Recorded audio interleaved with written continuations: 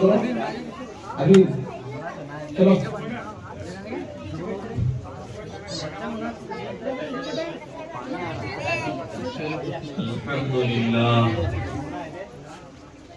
الحمد لله الذي حبب إلينا الإيمان وزينه في قلوبنا وكره إلينا الكفر والفسوق والعصيان وجعلنا من الراشدين والصلاة والسلام على من بعث ليتمم مكارم الأخلاق. أما بعد، قال الله تبارك وتعالى في القرآن المجيد والفرقان الحميد: أعوذ بالله من الشيطان الرجيم، بسم الله الرحمن الرحيم. يا أيها الذين آمنوا قوا أنفسكم وأهليكم نارا إلى آخر الآية. وقال الله تبارك وتعالى: وَلَقَدْ كَانَ لَكُمْ فِي رَسُولِ اللَّهِ أُسْوَةٌ حَسَنَةٌ. صدق الله العظيم. قال النبي صلى الله عليه وسلم: من سلك طريقا يلتمس به علما سهل الله له طريقا إلى الجنة، أو كما قال عليه الصلاة والسلام. محترم علماء کرام، تخت پر رونق افروز ائمہ کرام، حفاظ، محلے کے اور شہر کے تمام حاضرین، سامعین، اللہ تبارک و تعالیٰ کا بے انتہا فضل، کرم، احسان کا معاملہ ہوا کہ اللہ نے ہم سب کو مکہ مسجد کے اس مکتب کے جلسے میں شرکت کا موقع نصیب فرمایا ہے. کافی دیر سے ہم سب اس مکتب کے طلباء کے معصوم زبانوں سے قرآن پاک کی آیتیں، حضور پاک صلی اللہ علیہ وسلم کی بارگاہ رسالت میں نعتیہ اشعار اور بہت اہم ترین پہلوؤں پر بیان، تقریر، نعت، اشعار اور پروگرام کے انداز میں ہم عبرت حاصل کر رہے تھے. بچوں کا پروگرام اتنا بہترین تھا، یقیناً اس پروگرام کو دیکھنے کے بعد بڑی خوشی کے ساتھ اس بات کا اظہار کیا جا رہا ہے کہ آج ہمارا یہاں آنا اور اس مکتب کے پروگرام کو دیکھنا یقیناً ہمارے لیے اللہ کی ایک نعمت ہے، اور ہماری سعادت اور خوش نصیبی ہے کہ اللہ نے بچوں کے اتنے بہترین پروگرام کو دیکھنے کا موقع اللہ نے نصیب فرمایا ہے. اور اسی کے ساتھ اس بات کا بھی اظہار کیا جانا چاہیے کہ آج جن بچوں نے پروگرام پیش کیا، ان کے والدین، ان کے ماں باپ، ان کے دادا دادی، ان کے نانا نانی، ان کے سرپرستوں میں سے اگر کسی نے آج ان کا پروگرام نہیں دیکھا تو وہ یقیناً بڑا بد نصیب اور محروم کہلانے کے قابل ہے. کہ بہت بہترین پروگرام، قرآن پاک کی آیتیں مکتب کی ایک بچی نے ہمارے سامنے پڑھی. تخت پر بیٹھے ہوئے علماء اور حفاظ بھی اس بات کی گواہی دیں گے کہ مدرسے میں پڑھنے والے حفاظ کا جو انداز ہوتا ہے، جو مخارج ہوتے ہیں، جو صفات ہوتے ہیں اور جو ادائیگی ہوتی ہیں، اس انداز سے مکتب میں پڑھنے والے بچے قرآن پاک کی تلاوت کر رہے تھے. یقیناً اس کے پیچھے اساتذہ کرام کی بڑی محنت ہے. بہت اہم ترین پہلوؤں پر انہوں نے ہماری توجہ کو لے جانے کی کوشش کی ہے ان پروگراموں کے ذریعے۔ اس پروگرام کو اور اس جلسے کو دیکھنے کے بعد ہم سب کو سب سے پہلا کام تو یہ کرنا چاہیے کہ ہم ان بچوں کے لیے دعا کریں، ہماری دعاؤں میں ان کا حصہ ہونا چاہیے۔ آج ہم ماں باپ کی بہت بڑی کمزوری ہے کہ ہم اپنی اولاد کے لیے دعا نہیں کرتے۔ علماء کرام نے اولاد کے جو حقوق بیان فرمائے ہیں ان میں ایک بنیادی حق ماں باپ کا یہ ہے کہ اپنی اولاد کے لیے دعا کریں، اپنی اولاد سے محبت کریں اور اپنی اولاد کی تربیت کریں۔ بنیادی حقوق میں یہ باتیں علماء بیان فرماتے ہیں۔ تو سب سے پہلے اولاد کے لیے، ہمارے ان بچوں کے لیے جنہوں نے اتنا بہترین پروگرام کیا، دعا کریں۔ بہت سارے ماں باپ آج کے اس پروگرام میں شریک ہوں گے، انہوں نے اپنے بچوں کا پروگرام دیکھا ہوگا، دیکھ کر خوش ہوئے ہوں گے، لیکن دعا کرنے کا اہتمام نہیں ہو رہا ہے۔ ہمارے بچے کا پروگرام ہم نے دیکھا، بڑا اچھا تھا، خوش ہونا کافی نہیں ہے، خوشی کے وقت میں دو جملے اللہ سے دعا کریں، اے اللہ اس میرے بچے کو قبول فرما۔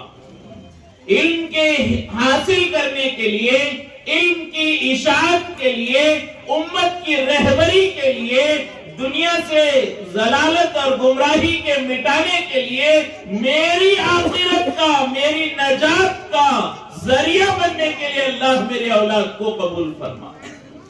لیکن ہم کتنے ماں باپ ہیں جو اولاد کے لیے دعا کرتے ہیں؟ بہت سارے موقع پر ہم خوش تو ہوتے ہیں بچوں سے، لیکن دعا نہیں کرتے۔ حالانکہ اولاد کے لیے، بچوں کے لیے دعا کرنا یہ سنت ہے۔ حضور پاک صلی اللہ علیہ وسلم نے بچوں کے لیے دعائیں فرمائی ہیں۔ علماء کرام نے لکھا ہے، سیرت کا مطالعہ اگر ہم کریں گے تو 3 بچے ایسے ہمیں ملیں گے جو حضور پاک صلی اللہ علیہ وسلم کے ساتھ اکثر وقت گزارا کرتے تھے، اور تینوں کا نام عبداللہ تھا۔ عبداللہ ابن عمر، عبداللہ ابن عباس، عبداللہ ابن مسعود رضی اللہ تعالی عنہما اجمعین۔ یہ تینوں کا نام عبداللہ، اور اکثر یہ تینوں حضور پاک صلی اللہ علیہ وسلم کے ساتھ خدمت میں رہتے تھے، اور حضور پاک صلی اللہ علیہ وسلم نے ان کے لیے دعا فرمائی۔ حضرت عبداللہ ابن عباس کے لیے کہا، اللہم علمہ القرآن فہمہ القرآن، اے اللہ میرے اس بچے کو قرآن کا علم نصیب فرما، قرآن کی سمجھ نصیب فرما۔ حضور کی دعا کی برکت ہے کہ وہ مفسر قرآن بنے، قیامت تک آنے والے مفسرین وہ حضرت عبداللہ ابن عباس کی تفسیر سے اپنے مسائل حل کرتے ہیں۔ حضور پاک صلی اللہ علیہ وسلم نے عبداللہ ابن عباس کے لیے دعائیں فرمائی، عبداللہ ابن عمر کے لیے دعائیں فرمائی، عبداللہ ابن مسعود کے لیے دعائیں فرمائی۔ کوئی محدث بنا، کوئی فقیہ بنا، کوئی مفسر بنا۔ اولاد کے لیے، بچوں کے لیے دعائیں کرنا یہ حضور پاک صلی اللہ علیہ وسلم کی سنت ہے۔ اور آج ہمارے یہاں اولاد کے لیے دعائیں نہیں کرتے، بلکہ اس کے خلاف دیکھنے میں آتا ہے، معمولی ان کی شرارتوں پر ہم ان کے لیے بد دعا کر دیتے ہیں۔ حالانکہ ہونا چاہیے کہ دعاؤں کا اہتمام، باپ کی دعا اولاد کے لیے بہت بڑی نعمت ہوتی ہے۔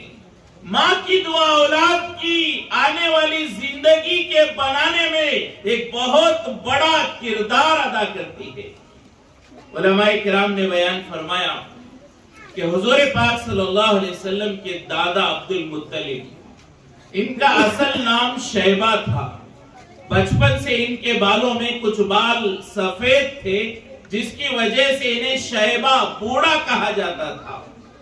یہ مدینہ منورہ میں اپنی ماں کے ساتھ رہتے تھے۔ جب مکے کے ان کے رشتہ دار عبد المطلب کے چچا اور ان کے خاندان والے مدینہ اپنے بھتیجے کو لینے کے لیے گئے تو اس وقت علماء نے بیان فرمایا کہ عبد المطلب کے ماں نے، ان کی والدہ نے اللہ سے دعا کی، اے اللہ یہ میرا لخت جگر ہے، لیکن اس پر ان کے چچا، ان کے خاندان والوں کا بھی حق ہے، اس لیے میں اپنے سے دور کر کے اسے مکہ بھیج رہی ہوں، اے اللہ تو اسے آگے ایک اچھی زندگی دینا، اسے خیر کا معاملہ کرنا۔ تو فرمایا کہ ان کی والدہ کی دعا کی برکت ہے۔ حضرت عبد المطلب مدینہ سے آئے تو شیبہ کہلاتے تھے، لیکن آئندہ اللہ نے ایسی نعمتیں دی، والی بیت اللہ، والی کعبۃ اللہ، اللہ نے ماں کی دعاؤں سے بنایا ہے۔ ماں کی دعاؤں کی برکت سے کعبے کا متولی، کعبے کا نگران، کعبے کا سرپرست، اللہ کے گھر پوری دنیا کا مرکز، اس کی ذمہ داری اللہ نے ماں کی دعاؤں کی برکت سے عطا فرمائی ہے۔ اور یہی معاملہ علماء کرام آگے بیان فرماتے ہیں، حضور پاک صلی اللہ علیہ وسلم کو ان کی والدہ حضرت آمینہ حلیمہ سعدیہ کے حوالے کرنے لگی تو دعائیں کر کر روانہ کیا، تو فرمایا جاتے ہوئے یہ محمد تھے، لیکن جب حلیمہ سعدیہ کے پاس سے لوٹے ہیں اللہ نے ان کے سینے کو چاک کیا اور سینے کو دھویا اور نورانیت کے ساتھ، نبوت کے نور کے ساتھ، ختم نبوت کے نور کے ساتھ اللہ نے حضور کو واپس لوٹایا ہے۔ یہ بھی ماں کی دعا کی برکت ہے۔ تو ماں کی دعاؤں کا ایک بڑا کردار ہوتا ہے اولاد کی زندگی کے بننے میں۔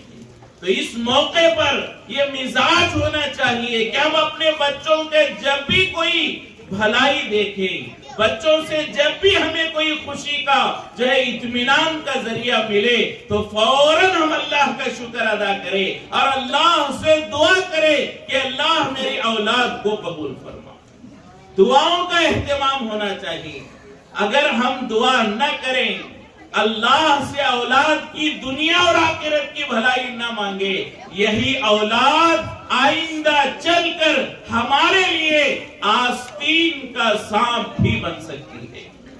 فرمایا باہر کے دشمنوں سے اتنی تکلیف نہیں ہوتی جتنے گھر کی اولاد سے تکلیف ہوتی ہے۔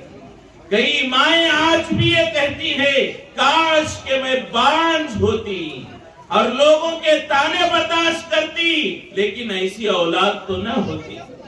فرمایا کہ اولاد بگڑ رہی ہے، اولاد ماں باپ کی نافرمان بن رہی ہے، اس کے پیچھے ایک وجہ اللہ والوں نے یہ بیان فرمایا کہ ہم نے بچپن سے دعاؤں کا اہتمام اپنی اولاد کے لیے نہیں کیا، آج ہماری اولاد ہمارے لیے غم کا ذریعہ بن رہی ہے۔ حضور پاک صلی اللہ علیہ وسلم نے ارشاد فرمایا، قیامت کی نشانیوں کو بیان کرتے ہوئے ایک جگہ آپ صلی اللہ علیہ وسلم نے فرمایا ان یکون الولد غیظا۔ آپ صلی اللہ علیہ وسلم قیامت کی نشانی بیان فرماتے ہیں، قیامت کی علامتوں میں سے ایک علامت ہے کہ قیامت کے قریب اولاد ماں باپ کے غم کا ذریعہ اور پریشانی کا ذریعہ بنے گی۔ آج کتنے ماں باپ ہیں اپنی اولاد سے پریشان ہیں، اولاد غم کا ذریعہ بنی ہوئی ہے، یہ قیامت کی نشانیوں میں سے ایک نشانی ہے۔ تو اس کے لیے فرمایا کہ اولاد کے لیے دعائیں کریں۔ ہر جگہ حضور پاک صلی اللہ علیہ وسلم نے دعاؤں کا اہتمام بتلایا ہے، لیکن اللہ معاف کرے ہم رواج میں آ گئے، دعاؤں کا اور سنتوں کا اہتمام ختم ہو گیا، بچوں کے لیے دعائیں نہیں ہوتی۔ اس کے لیے فرمایا اس موقع پر اصل میں آج کے اس بچوں کے پروگرام کے بعد کسی بیان کی ضرورت نہیں ہے، بہترین انداز میں بہت اہم امور کی طرف ہماری توجہ لے جانے کی ان بچوں نے فکر کی، انہی امور سے متعلق کچھ گفتگو کر کے بات ختم کی جائے گی۔ تو یہ پروگرام ہم نے دیکھا، سب سے پہلی ذمہ داری ہماری یہ ہے کہ ہم بچوں کے لیے دعائیں کریں۔ دوسری چیز علماء اکرام نے بیان فرمایا کہ اولاد سے محبت کرنا یہ بھی اولاد کا حق ہے۔ آج یہ کام ایک درجے تک ماں تو کرتی ہے، والدہ تو اپنے بچوں سے محبت کرتی ہیں، لیکن آج بڑے افسوس کے ساتھ ہمارے معاشرے میں اس بدلتے ہوئے اس بگاڑ کو دیکھنے میں آتا ہے کہ خاص طور سے مردوں کو اپنے بچوں کے لیے وقت دینا، اس کی اہمیت ہمارے دلوں سے ختم ہو گئی۔ ماں تو اپنے بچوں سے محبت کرتی ہے، لیکن ہم باپ کہا کہ ہم اپنے دوستوں میں، ہم اپنے جو ہے گراہکوں کے ساتھ، ہمارے ساتھ کام کرنے والوں کے ساتھ جو ہے محلوں میں، بازاروں میں، ہوٹلوں میں، ہر جگہ ہر ایک کے لیے ہمارے پاس وقت ہے، لیکن ہماری اولاد کے لیے ہمارے پاس وقت نہیں ہے۔ ہماری اولاد سے محبت کرنے کا مزاج ہمارا ختم ہو رہا ہے۔ حالانکہ حضور پاک صلی اللہ علیہ وسلم کی سیرت ہم دیکھیں، آپ صلی اللہ علیہ وسلم بچوں سے کتنی محبت کیا کرتے تھے، بے پناہ محبتیں حضور پاک صلی اللہ علیہ وسلم اپنے بچوں کو دیا کرتے تھے، لیکن آج ہمارے وہ محبتوں کا معاملہ ختم ہو رہا ہے۔ حضور پاک صلی اللہ علیہ وسلم اتنی مشغول ترین شخصیت، پوری کائنات میں تمام نبیوں اور رسولوں میں سب سے بڑی ذمہ داری جو دی گئی وہ حضور پاک صلی اللہ علیہ وسلم کو، اتنی بڑی ذمہ داری کے باوجود روزانہ حضور پاک صلی اللہ علیہ وسلم اپنے گھر میں وقت دیا کرتے تھے، اپنی گھر کی عورتوں کے لیے، گھر کے بچوں کے لیے۔ روزانہ عصر سے مغرب تک کا وقت حضور پاک صلی اللہ علیہ وسلم کا اپنے گھر والوں کے لیے ہوا کرتا تھا۔ حضور پاک صلی اللہ علیہ وسلم اپنے بچوں سے محبت کیا کرتے۔ حضور پاک صلی اللہ علیہ وسلم کے ایک فرزند حضرت ابراہیم، جیسا کہ ابھی ہم نے سیرت کے پروگرام میں سوال جواب کے انداز میں بھی سنا کہ حضور کے لڑکے 3 تھے، ان میں سے ایک کا نام حضرت ابراہیم رضی اللہ عنہ تھا۔ یہ بچپن میں انتقال کر گئے، کم عمر میں انتقال ہوا۔ حضور پاک صلی اللہ علیہ وسلم اپنے ہاتھ میں اپنے بیٹے ابراہیم کا جنازہ اور میت اٹھائے ہوئے ہیں اور آنکھوں سے آنسو بہ رہے ہیں، اور حضور پاک صلی اللہ علیہ وسلم یہ فرما رہے ہیں اِنَّا بِفِرَاقِكَ لَمَحْزُونُونَ یا ابراہیم، کیا ابراہیم تیری جدائی سے ہمارا دل غم سے بھر آیا ہے۔ حضور پاک صلی اللہ علیہ وسلم اپنے بیٹے کی موت پر کہہ رہے ہیں کہ میں بڑا غمگین ہوا ابراہیم تمہاری جدائی سے، وَلَا نَقُولُ إِلَّا مَا يَرْضَى رَبُّنَا، لیکن اس غم کی حالت میں بھی میری زبان سے وہی نکلے گا جو میرے اللہ کو راضی ہو۔ حضور پاک صلی اللہ علیہ وسلم کے آنکھوں سے آنسو بہنے لگے۔ حضور پاک صلی اللہ علیہ وسلم نے خود اپنے بچے کو قبر میں اتارا اور ان کی تدفین عمل میں لائی، تو ایک صحابی دیکھ رہے تھے اور وہ دیکھتے ہوئے حضور سے کہنے لگے اے اللہ کے رسول، ہمارے یہاں عرب میں، ہمارے یہاں حجاز میں مرد نہیں روتے ہیں، مردوں کا رونا یہ عیب سمجھا جاتا ہے، یہ کمزوری سمجھی جاتی ہے، لیکن آپ ہیں کہ اپنے بچے کی یاد میں رو رہے ہیں۔ تو حضور پاک صلی اللہ علیہ وسلم نے ارشاد فرمایا کہ میں اپنے بچے سے محبت کرتا ہوں، اس کے لیے ہمدردی میرے دل میں ہے، اس لیے میں رو رہا ہوں، اور اگر تیرے دل کو اللہ نے پتھر بنا دیا تو اس میں میں کیا کر سکتا ہوں۔ اولاد سے محبت کرنے والا، وہ حضور کی سنت پر عمل کرنے والا، اولاد سے محبت نہ کرنے والا، گویا کہ حضور پاک صلی اللہ علیہ وسلم نے فرمایا کہ اگر اللہ اس باپ کے دل کو پتھر بنائے تو اس میں کیا کر سکتا ہوں۔ تو فرمایا کہ اولاد سے محبت ہونی چاہیے، اولاد کو قریب کرنا چاہیے۔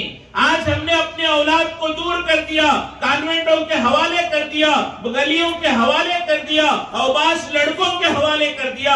اسی وجہ سے آج ہمارے بچوں کا کردار بگڑ رہا ہے، کردار نہیں ایمان خطرے میں آ رہا ہے۔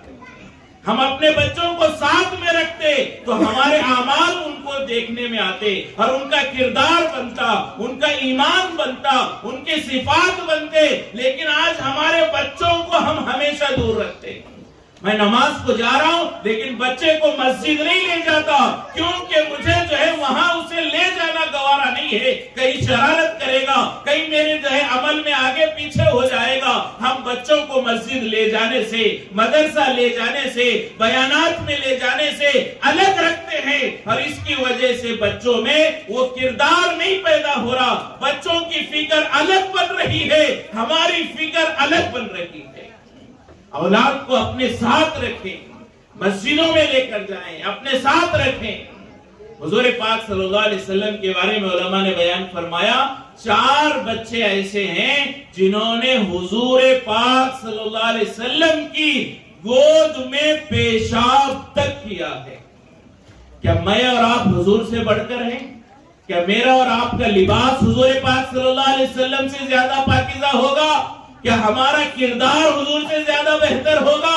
قربان جائے حضور پاک صلی اللہ علیہ وسلم پر کہ حضور پاک صلی اللہ علیہ وسلم کی گود مبارک میں 4 بچوں نے استنجا تک کیا ہے. یہ نام بھی کتابوں میں علماء نے بیان فرمائے. ان 4 نے کیا, کتنی بار کیا یہ ابھی بیان نہیں کیا گیا.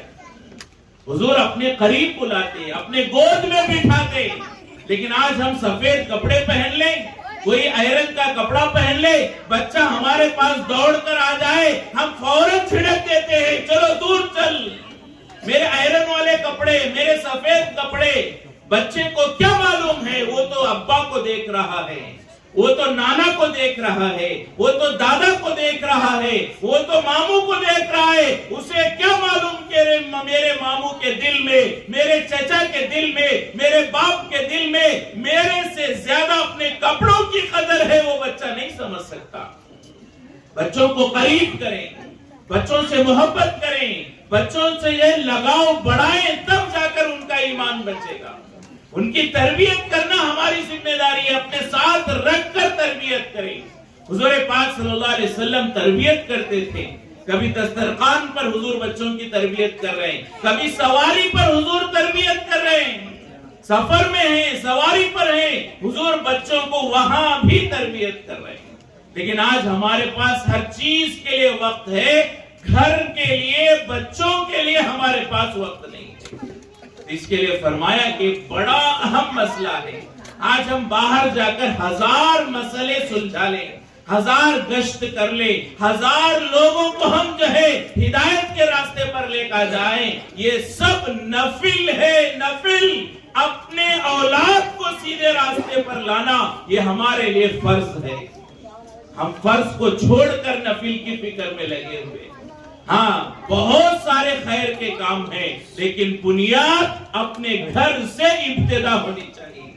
ہمارے گھر میں اللہ اور اللہ کے رسول کی تعلیمات کو زندہ کرنا اور اپنے اولاد کی تربیت کی فکر کرنا یہ ہماری ذمہ داری. ماحول اتنا بگڑ رہا ہے, اسکول کالجوں میں ایسے فتنے پھیل رہے ہیں کہ اعمال کی حفاظت تو کیا, ایمان کی حفاظت مشکل بن چکی ہے. پہلے ایک زمانے میں یہ سنتے تھے کہ پیار و محبت کے نام پر ہمارے نوجوان نسل گھروں سے نکلتی تھی, لیکن آج اس نام پر ہماری اولادیں ایمان سے نکل رہی ہیں.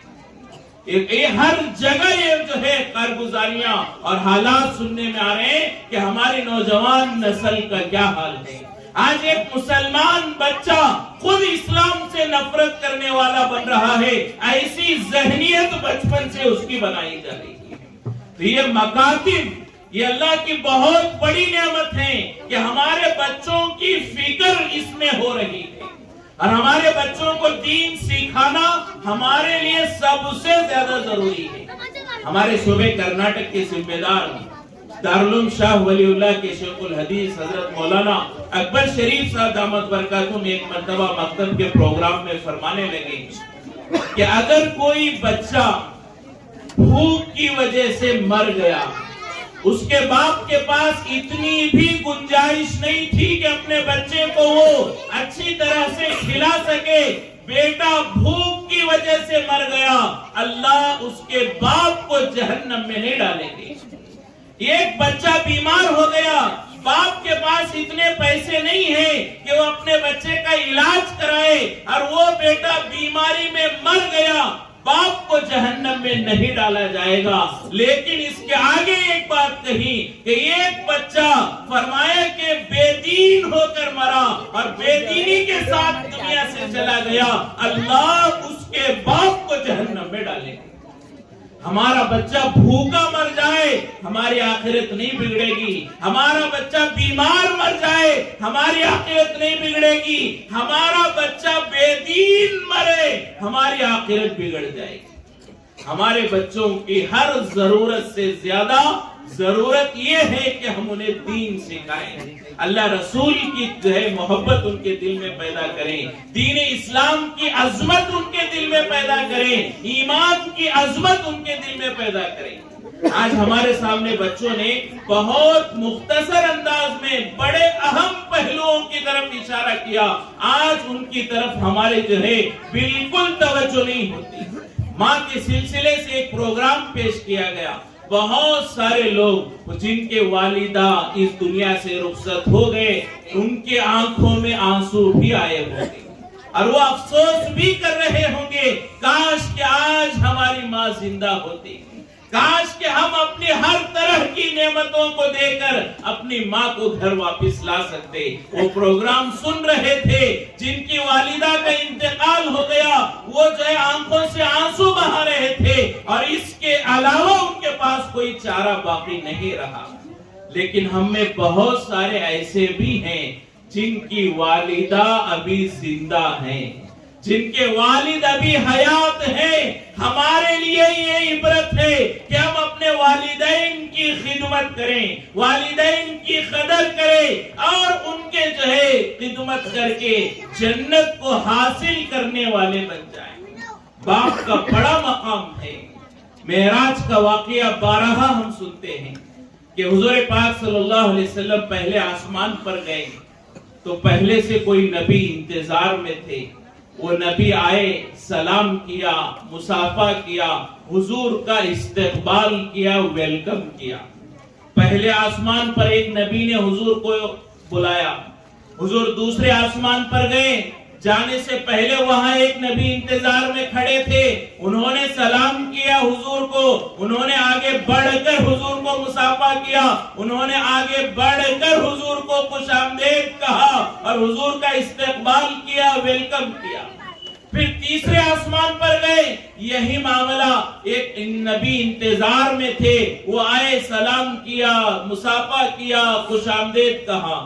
پہلا, دوسرا, تیسرا, چوتھا, پانچواں, چھٹا, 6 آسمانوں پر بھی حضور کے جانے سے پہلے حضور کا انتظار ہو رہا تھا. ہر جگہ, ہر آسمان پر ایک نبی حضور کے لیے کھڑے تھے.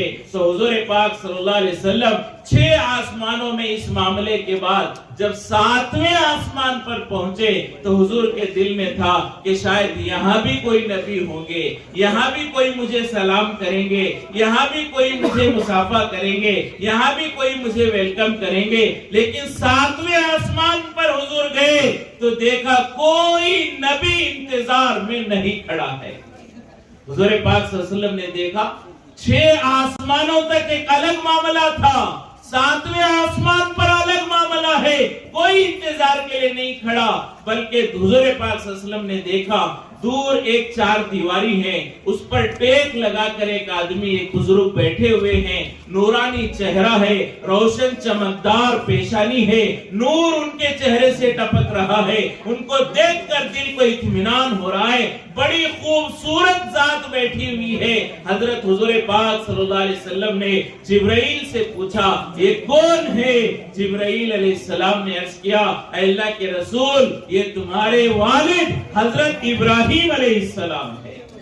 حضور پاک صلی اللہ علیہ وسلم خود آگے بڑھے, حضور پاک صلی اللہ علیہ وسلم نے خود سلام کیا, حضور پاک صلی اللہ علیہ وسلم نے خود مصافحہ کیا, حضور خود بڑھ کر ان سے ملاقات کی. فرمایا 6 آسمانوں میں حضور کے لیے انبیاء انتظار میں تھے, آگے بڑھ کر خوش آمدید کہا. لیکن 7ویں آسمان میں اللہ نے حضور کو خود جانے کو کہا, حضور خود آگے بڑھے, خود سلام کیا, خود مصافحہ کیا.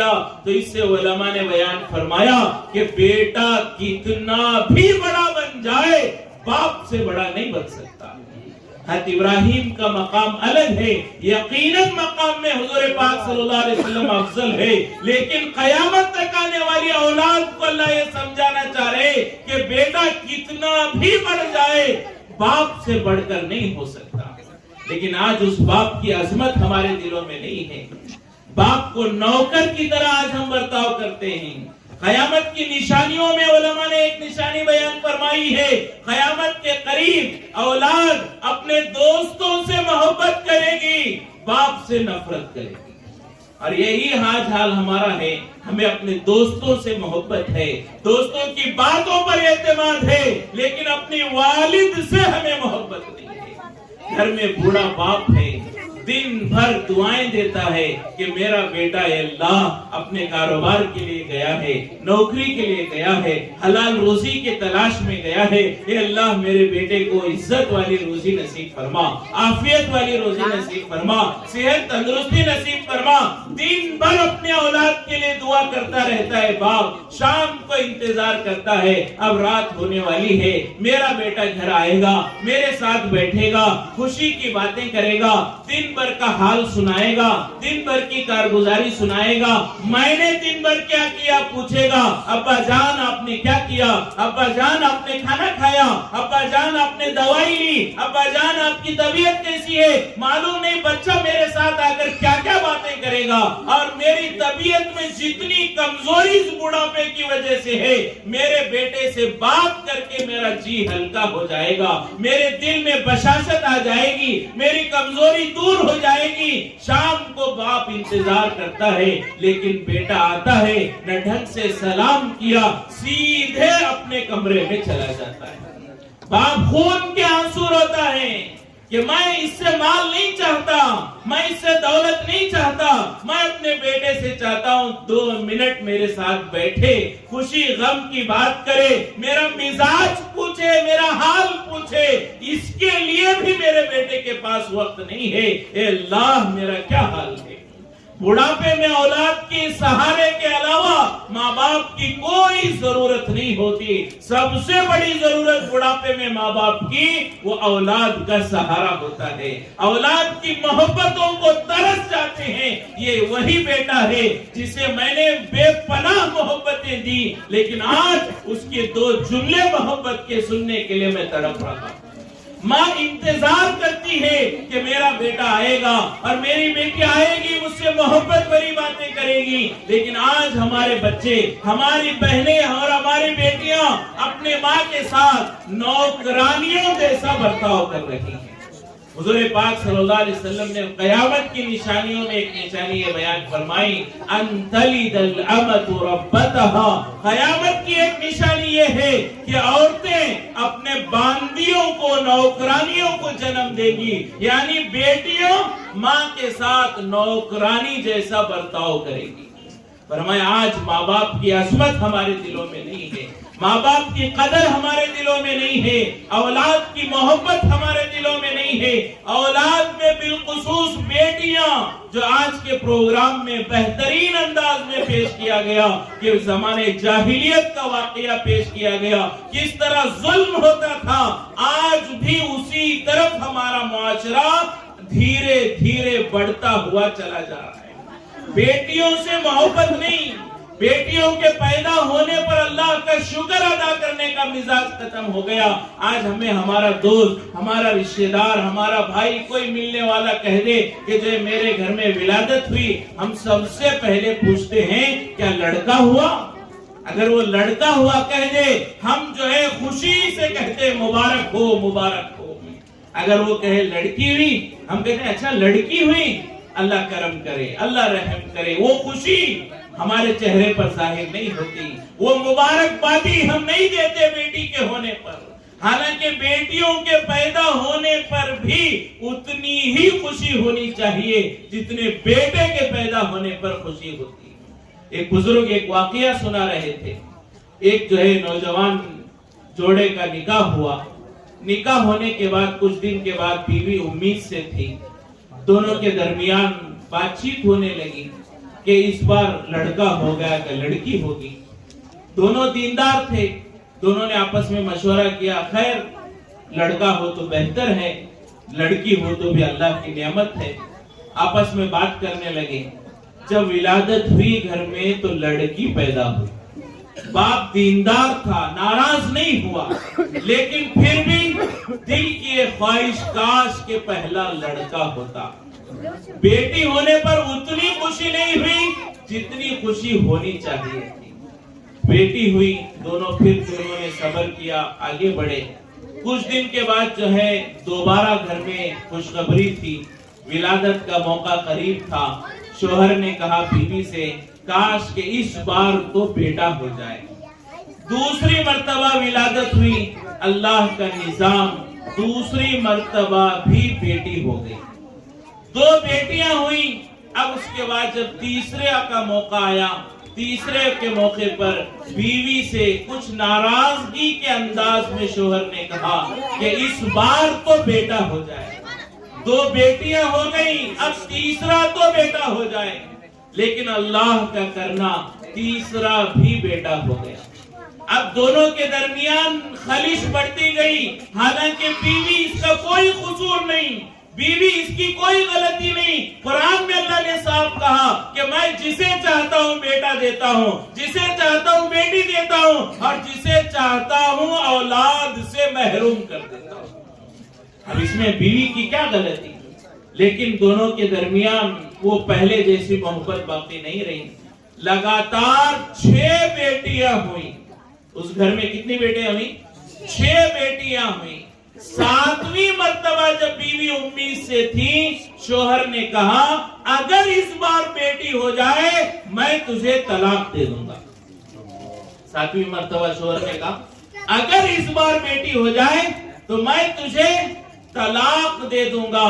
तो फरमाया बीवी रोजाना घबराती है, अल्लाह क्या होगा, अल्लाह लड़की होना लड़का होना तेरे हाथ में है। लेकिन मेरे शोहर ने कहा इस बार अगर लड़की हो जाए तुझे तलाक दूंगा।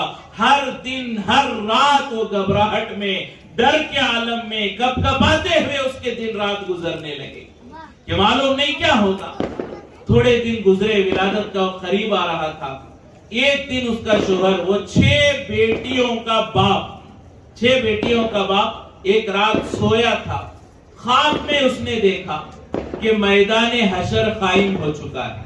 ख्वाब में वो 6 बेटियों का बाप देख रहा है कि मैदान हशर कायम हो चुका है और इसके आमाल नामे को तोला जा रहा है और इसकी नेकियों को एक पलड़े में रखा जा रहा है, गुनाहों को दूसरे पलड़े में रखा जा रहा है। और ये घबरा रहा है कि मेरा क्या होगा। मैदान हशर की हौलनाकी है और हर एक इंसान नफ्सी नफ्सी के आलम में है, तो ये भी घबराहट में है कि मेरा क्या होगा।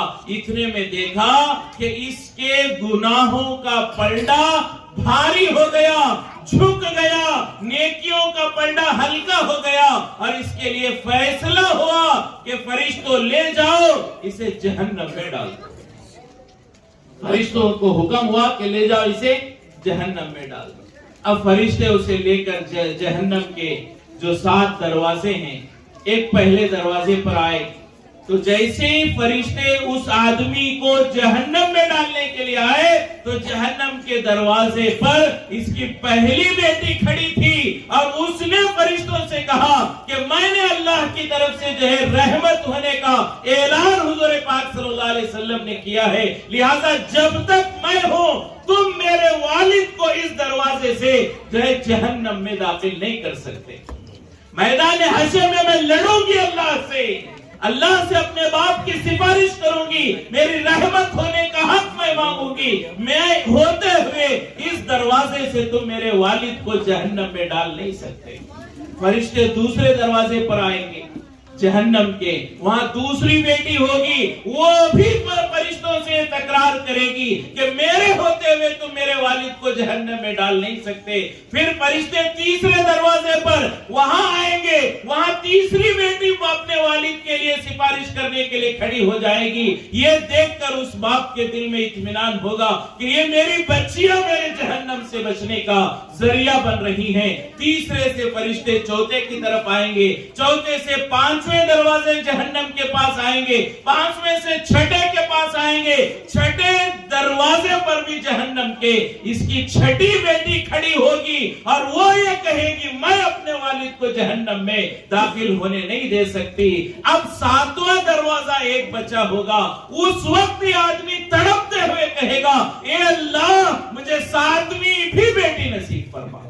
یہ کہتے ہوئے اس کی آنکھ کھلی اور وہ اس کی زبان سے جملے تھے اے اللہ مجھے ساتویں بھی بیٹی نصیب فرما.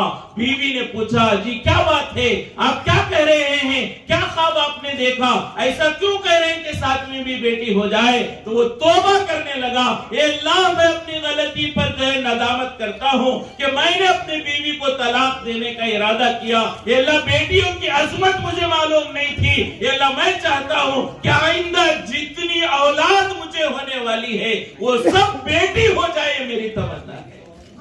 یہ ہے بیٹیوں پر اللہ کا کرم, یہ ہے نعمتیں بیٹیوں پر. لیکن آج ہمیں بیٹیوں کی عظمت نہیں ہے. حضور پاک صلی اللہ علیہ وسلم نے بضعۃ منی کہا حضرت فاطمہ کو. حضور نے کہا فاطمہ میرے جگر کا ٹکڑا ہے. علماء فرماتے ہیں کہ حضور پاک صلی اللہ علیہ وسلم جب بھی سفر میں جاتے سب سے اخیر میں حضرت فاطمہ سے مل کر روانہ ہوتے, اور جب سفر سے واپس آتے سب سے پہلے حضرت فاطمہ سے ملاقات کرتے. یہ تھا بیٹی سے محبت. سفر میں جا رہے ہیں سب سے اخیر میں بیٹی سے ملاقات کر کے جا رہے ہیں, سفر سے آئے سب سے پہلے بیٹی سے ملاقات کریں. لیکن آج ہمارے بیٹیوں سے ہمیں تعلق ہی ختم ہو گئے. فرمائیں کہ یہ سب چیزیں والدین کے متعلق, بیٹیوں سے متعلق, اولاد سے متعلق جو پروگرام پیش کیے گئے, ان بچوں نے جن پر کوئی ذمہ داری ابھی نہیں ہے, لیکن یہ یقیناً ہم بیٹھنے والوں کے لیے سبق تھا جو ان بچوں نے پیش کیا ہے. ہم اب ہمارے اندر ان چیزوں کو پیدا کرنے کی کوشش کریں کہ شریعت ہمارے اندر آ جائے, سنت ہمارے اندر آ جائے, حضور کے اخلاق ہمارے اندر آ جائے, ماں باپ کی قدر, بچوں سے محبت اور چاہے لوگوں کا حق ادا کرنے کا جذبہ, حضور کے اخلاق ہماری زندگی میں آ جائے. آج ان کی سب سے بڑی ضرورت ہے. آج مسلمانوں میں ایک بڑی کمزوری ہماری کہ ہمارے اخلاق بگڑے ہوئے ہیں. اس کی وجہ سے لوگ ہم سے دور ہو رہے ہیں. آج سب سے زیادہ ضروری ہمارے اخلاق کو بنانے کی. صحابہ کرام کے اخلاق بنے تھے, ان کا کاروبار لوگوں کے لیے ہدایت کا ذریعہ بنا, اور آج ہمارا اخلاق بگڑ گئے. آج ہمارے گھروں میں جو رشتہ حضور پاک صلی اللہ علیہ وسلم نے بیان فرمایا, شوہر اور بیوی کا رشتہ تو جنت میں بھی باقی رہنے والا ہے, ہمارے اخلاق بگڑ گئے, طلاق اور خلا تک نوبت پہنچ رہی ہے. آج ہمارے اخلاق کا بگاڑ ہے. اس کے نتیجہ یہ ہے بیوی شوہر سے ناراض ہے, شوہر بیوی سے ناراض ہے, ماں باپ اولاد سے ناراض ہیں, اولاد ماں باپ سے ناراض ہے, مالک نوکر سے ناراض ہے, نوکر مالک سے ناراض ہے, قوم جو ہے بادشاہ سے ناراض ہے, بادشاہ رعایا سے ناراض ہے.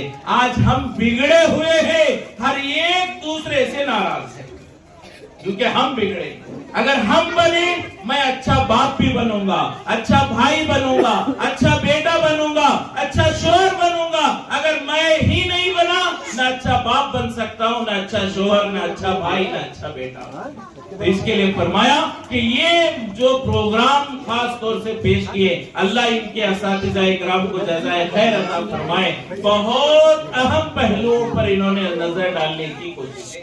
تو یہ یہاں پر یہ فکریں ختم نہیں ہونی چاہیے. ہماری زندگی میں ان فکروں کو, ان اخلاقیات کو, کردار کو لانے کی فکر کرنا, اور اپنے بچوں کو جو آج یہاں انہوں نے پروگرام پیش کیا, محلے والے, مسجد کے ذمہ دار, مکتب کے ذمہ دار تو ضرور انعام دیں گے. مولانا نے جیسے کہ بیان فرمایا, ایک ایک بچے کو 10 انعام تقریباً دیے جا رہے ہیں. یہ سب دیں گے, لیکن ہم ماں باپ بھی اپنی طرف سے الگ سے انہیں انعام دیں.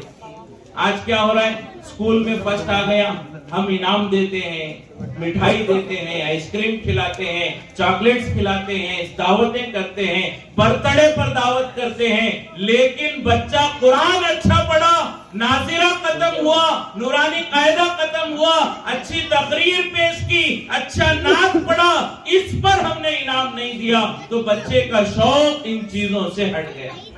बर्थडे पर लाखों रुपए आज खर्च किए जा रहे हैं, हजारों रुपए खर्च किए जा रहे हैं। हालांकि बर्थडे पर अपने बच्चे को खर्च करने से ना उसकी दुनिया बनेगी ना आखिरत बनेगी, ना कोई उसे इबरत मिलेगी, ना कोई उसे सबक मिलेगा।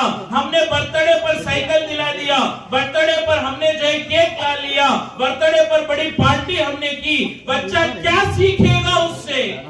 अगर हमने आज बच्चे को इनाम दिया, बच्चा ये सीखेगा मेरा कुरान पढ़ना अब्बा को पसंद है, मेरा कुरान पढ़ना नाना को पसंद है, मेरा कुरान पढ़ना अम्मी को पसंद है, और उन्होंने इनाम दिया, मैं और अच्छा पढ़ूंगा और इससे बढ़कर इनाम हासिल करने वाला बनूंगा।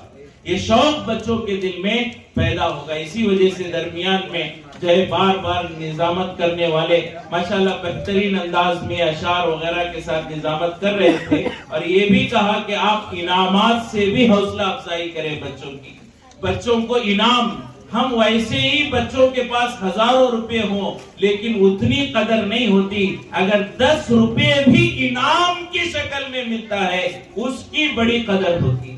जो जायद मिलता है उसकी बड़ी अजमत। एक पेंसिल आप दे दें, एक नोटबुक आप दे दें, एक कंपास आप दे दें। अगरचे बच्चे के पास 1000 पेंसिलें हैं घर में, लेकिन वो पेंसिल जो इनाम में मिलेगी वो अपने दोस्तों को दिखाएगा, अपने रिश्तेदारों को दिखाएगा, अपने नाना नानी को दिखाएगा, दादा दादी को दिखाएगा, ये पेंसिल है जो मुझे इनाम में मिली है।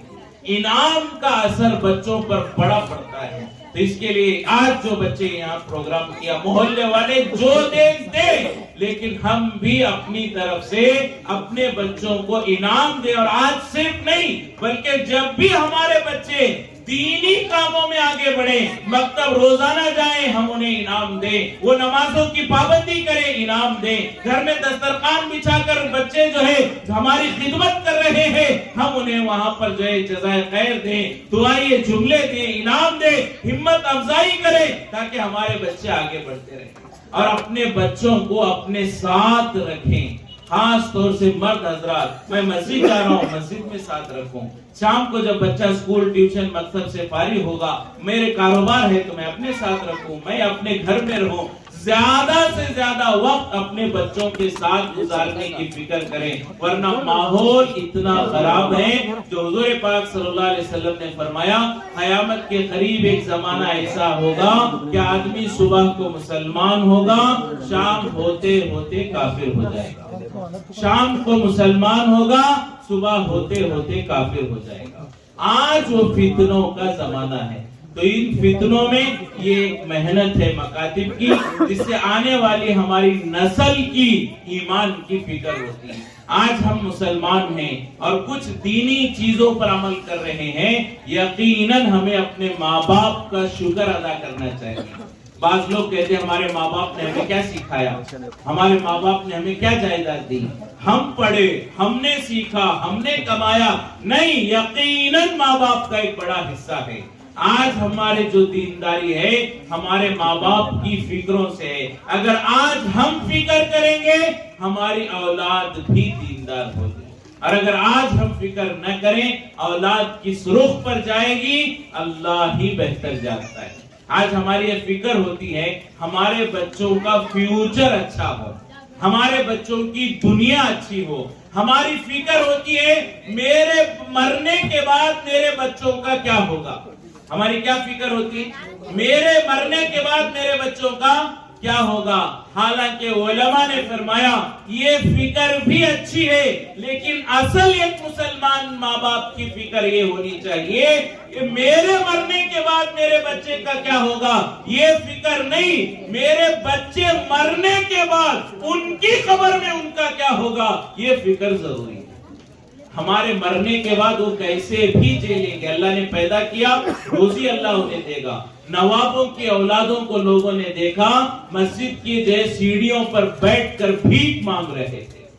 नवाबों की औलाद, जायदादें छोड़ी, जो एक खेत खलियान छोड़े, मालो दौलत छोड़ा, लेकिन वो कुछ काम नहीं आई, औलाद सही नहीं थी। फरमाया एक मौका ऐसा आया कि नवाबों की और बादशाहों की औलाद मस्जिद की सीढ़ियों पर भीख मांग रही, लेकिन जिन बच्चों को दीनदार बनाया वो बच्चे जो है दुनिया में भी कामयाब हुए और आखिरत में भी कामयाब हुए। तो हमारे बच्चों का हमारे मरने के बाद क्या होगा ये फिक्र हम नहीं है, हमारे बच्चों का उनके मरने के बाद उनकी खबर में क्या होगा इसकी तैयारी कराना हम माँ बाप की जिम्मेदारी है। तो इसी के लिए ये सब मकातिब जो है चलाते हैं। और आज जो असल जलसा है ये बच्चों की तरगीब के लिए नहीं है, बच्चे तो रोजाना कुछ न कुछ जुमले उस्ताद से बयान सुनते ही हैं, उस्ताद से रोजाना 2-4 जुमले तरगीब के सुनते ही हैं।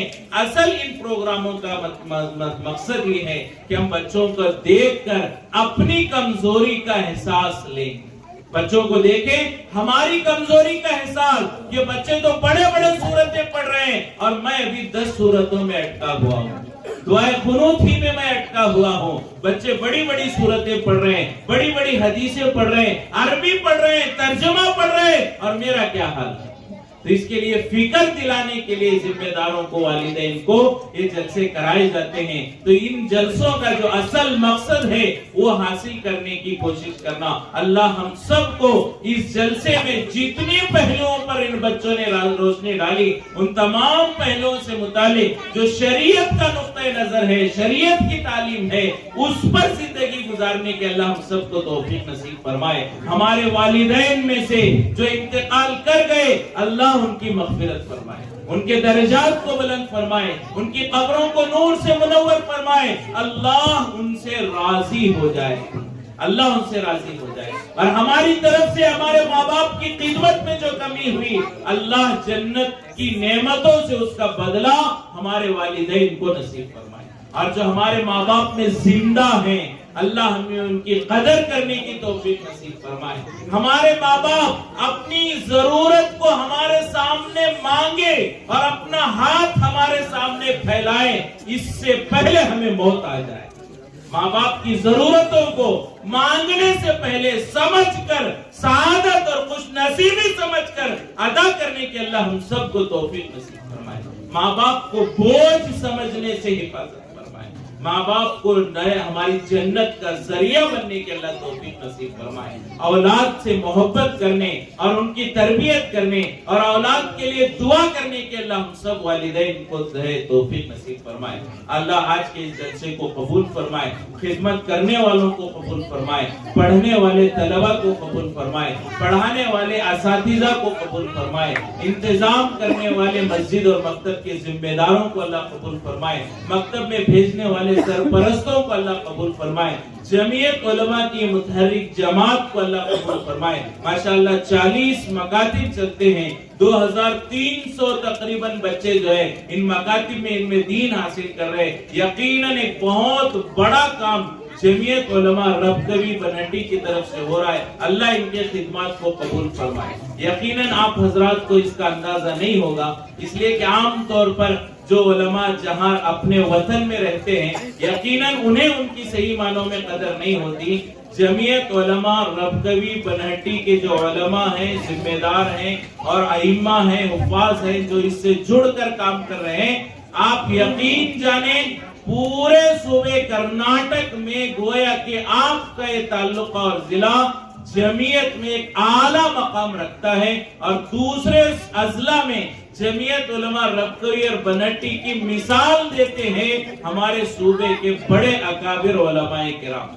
ये बहुत सादगी के साथ आपके साथ उलमा रहते हैं। मौलाना मोहसिन साहब हैं और इनके साथी हैं, यकीनन बहुत सीधा साधा रहते हैं। यकीनन इनकी सादगी को देखकर हमें इन पहचानना और इनकी खिदमत को सराहना नहीं हो रहा है, लेकिन पूरे कर्नाटक में नुमाया जो कारकर्दगी जमीयत उलमा की है वो जमीयत उलमा रबकवी और बनहट्टी की कारगुजारी आती है।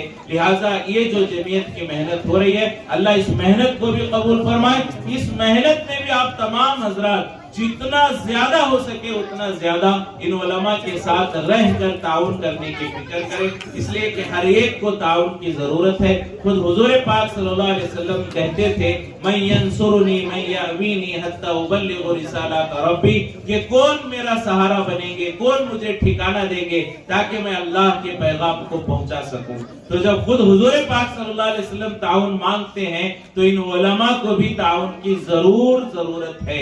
لہذا آپ حضرات سے درخواست ہے زیادہ سے زیادہ جمعیت علماء کی اس جماعت کا ساتھ دیں، اور جب بھی ان کی طرف سے کوئی تقاضا آپ کے سامنے رکھا جائے تو اسے ضرور قبول کر کے اس میں ساتھ دے کر ان کی ہمت افزائی کرنے کی فکر کریں۔ اللہ آپ تمام کی شرکت کو قبول فرمائے۔ ماشاءاللہ بہت دیر سے آپ حضرات بیٹھے ہوئے، یقیناً جو ہے بہت لمبا وقت ہو گیا، بات کرنے کا بھی ارادہ نہیں تھا، لیکن آپ حضرات کا سکون اور آپ حضرات کا اطمینان دے کر 2-4 منٹ زائد بات کی گئی۔ اللہ جو کچھ کہا گیا سنا گیا اس پر عمل کرنے کی توفیق نصیب فرمائے۔ اللہ آج کے ہمارے اس جلسے کو کامیاب فرمائے، حاسدوں کے حسد سے، بد نظروں کی بد نظری سے، فتنوں کے فتنے سے، شر پسندوں کے شر سے، جادوگروں کے جادو سے، دوستی کی شکل میں دشمنی کرنے والوں سے، ہر ایک سے اللہ اس مکتب میں پڑھنے والے، پڑھانے والے، محلے والے، جمعیت کے ذمہ دار تمام لوگوں کی اللہ حفاظت فرمائے۔ وآخر دعوانا الحمدللہ رب العالمین۔ محلے کے ذمہ داروں کی طرف سے یہ جو رائے تھی کہ ہمارے اس جلسے میں حضرت کو لایا جائے،